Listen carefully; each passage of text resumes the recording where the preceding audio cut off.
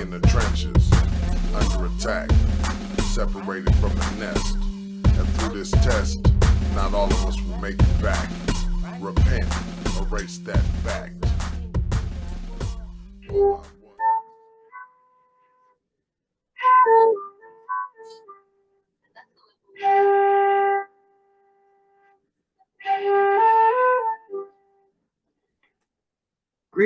Greetings. I don't even know if the microphone picked that up. Obviously, I have to get me a little better mic so I can play some tunes for you guys.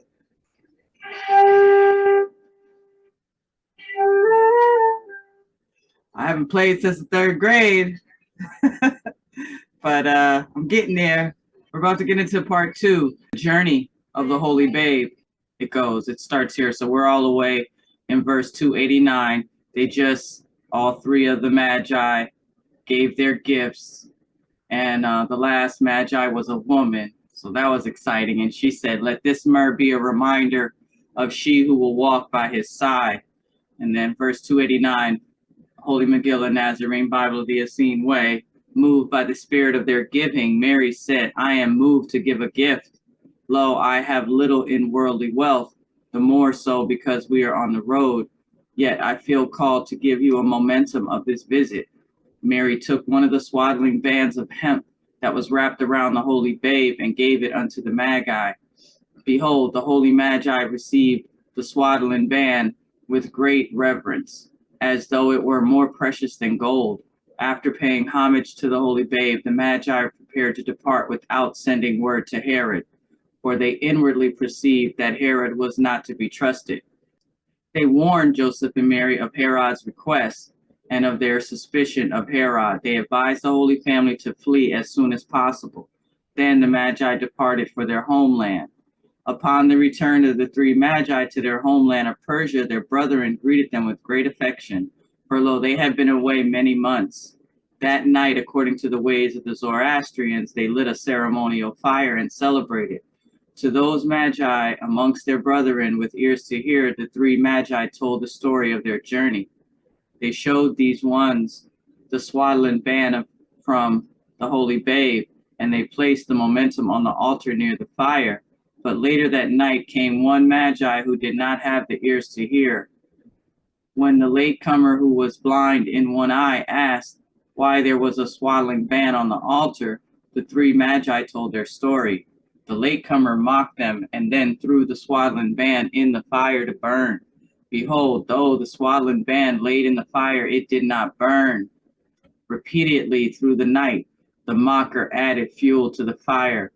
Even so, to the amazement of all, the band of hemp, swaddling cloth, did not burn. Yea, no part of it was the least singed. A Magi fished a swaddling band from the fire.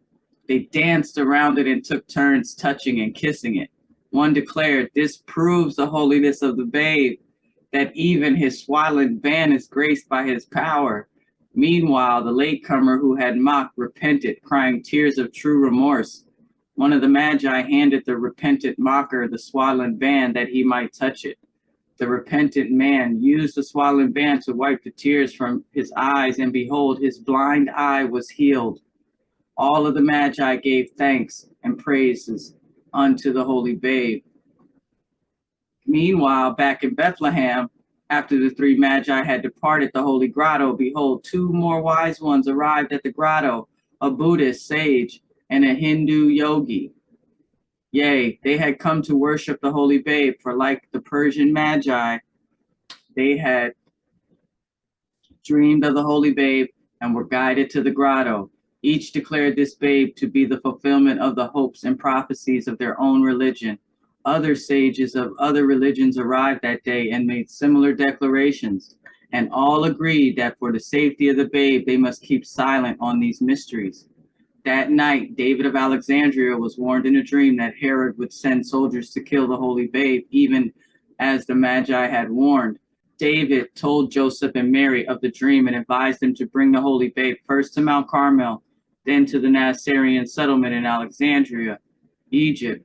Then David sent a messenger to warn all parents of children under 2 years of age to flee Bethlehem for a time, For behold, in his dream he had seen that Herod would order the killing of all children in Bethlehem under 2 years of age. For by killing all the children under age 2, Herod would be certain he killed the holy babe. David provided all families who would flee with gold for their journey. Most heeded his warning and fled, but a few mocked. Then Herod, as David had warned in his dream, ordered that all children in Bethlehem under the age of 2 be slaughtered. But lo, most of the families with young children had fled.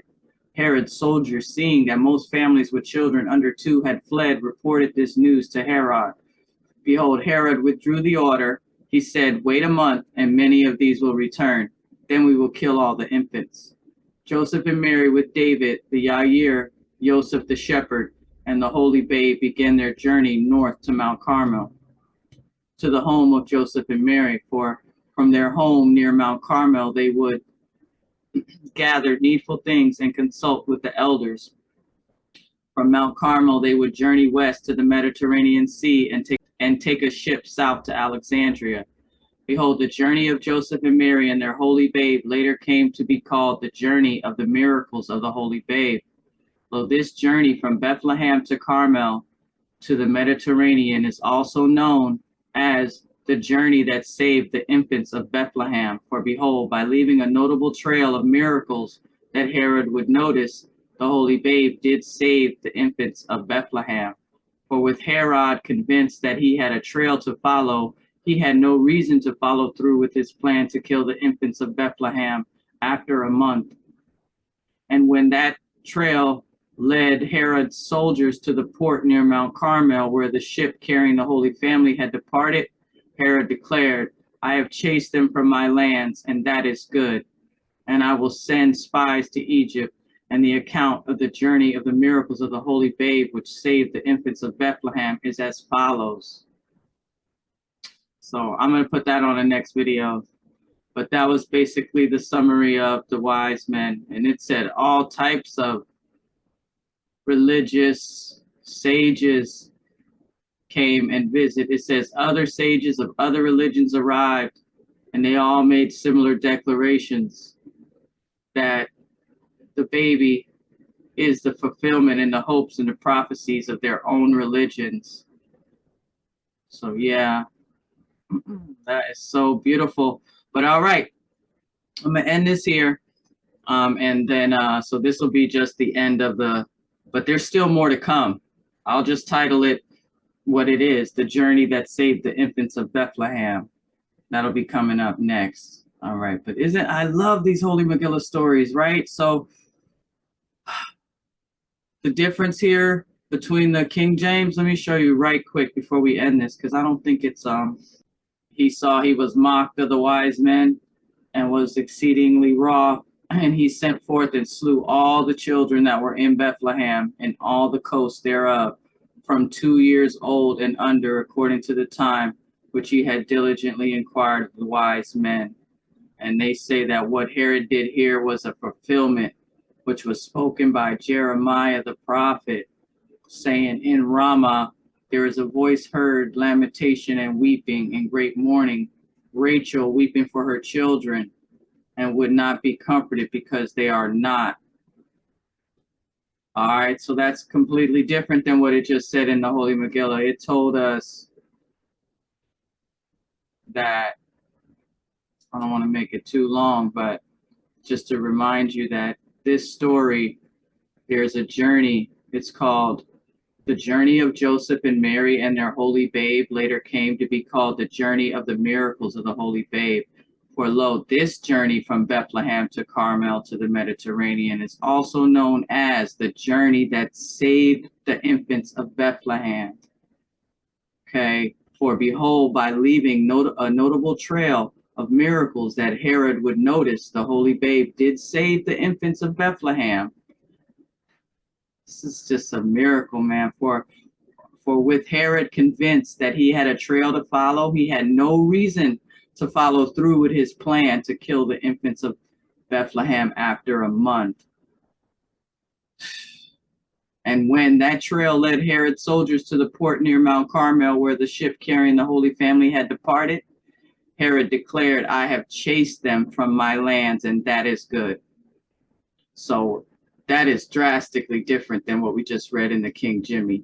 And all I have to say about that is that I don't know if this prophecy of Jeremiah, I don't know how it strings all this together, but just get you guys a copy of this Holy Megillah, because it does your heart good to know that there's a divine order at play here. No matter what they say, his story is not her story, and so on and so forth. All right, we'll be back with part 3, but it's not really part 3, but we'll be back with that journey.